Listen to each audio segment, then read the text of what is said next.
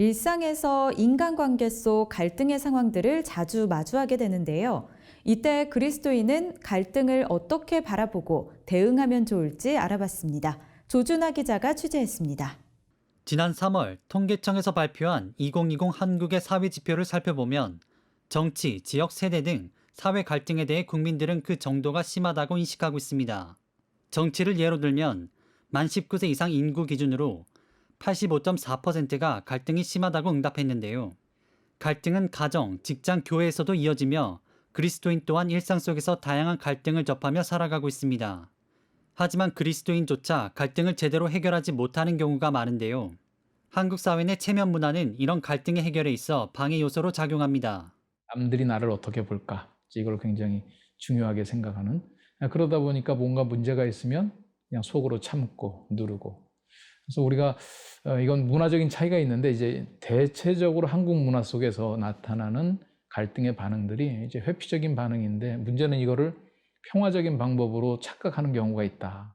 또한 사소한 문제가 큰 문제로 발전할 때까지 제때 문제를 언급하지 못하는 경우도 많습니다. 큰 문제라고 하는 것도 사안 자체가 크다기보다 작은 문제들이 누적되어서 이제 그게 큰 문제가 되죠. 남들은 들을 때는 아니 뭐 그런 걸 갖고 또 싸우고 그래 뭐 이렇게 얘기를 하지만 그 공동체 안에서 그것이 심각한 문제가 된 건 지금까지 여러 가지 문제들을 참아놨다는 거예요. 한국 교회와 그리스도인들이 갈등을 성경적으로 해결하며 화평한 삶에 이르도록 노력해온 한국 피스메이커. 그렇다면 그리스도인들은 갈등을 어떻게 바라보면 좋을까? 한국 피스메이커는 갈등을 회피하지 않고 직면하는 것이 중요하다고 강조합니다. 하나님을 영화롭게 하는 등 갈등이 곧 기회가 될 수 있기 때문입니다. 궁극적으로 내가 그리스도를 닮아서 성장할 수 있는 기회가 되는 것. 그래서 이 갈등이 소중한 기회다라고 생각을 하고 그래서 갈등을 뭐 뿌리 뽑는다라기보다 갈등을 잘 관리함으로 인하여 우리가 기회로 하나님께서 주신 소중한 기회로 사용할 수 있도록 하는 것. 그것이 아마 갈등을 대처하는 올바른 성경적인 태도가 아닐까. 이처럼 갈등이 기회가 되기 위해선 교육과 훈련이 필요한데요.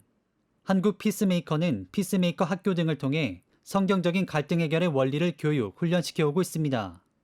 이때 발생하는 갈등 사안마다 별도의 원리들이 다뤄지는 것이 아닌 모두 같은 갈등 해결의 원리가 적용됩니다. 한국 피스메이커에서 제시하는 갈등 해결 방식은 일명 포지로 하나님을 영화롭게 하라 등 성경적인 원리가 담겨 있습니다. 온유한 심령으로 바로잡으라는 부분의 경우 1대1로 만나 친절하게 대화를 먼저 시도하는 등 절차적 정의가 매우 중요합니다. 가서 화해하라는 부분에서도 간과해서 안 되는 점이 있는데 바로 협상입니다. 화해하라라고 하는 것은 관계도 회복해야 되지만 문제도 해결해야 되거든요. 그래서 문제 해결을 위해서는 사실 협상력이 좀 커져야 돼요. 대신 이제 협상 그러면 교회 안에서 무슨 협상 교육이냐 그러는데 성경에 보면 심지어 사람과 하나님도 협상하는데 성경 안에 있는 사례들을 가지고 우리의 일상까지 어떻게 적용시키느냐 이런 교육들을 해 나가고 있죠. 이처럼 그리스도인들은 갈등을 해결하고 화평에 이르도록 노력해야 하는데요.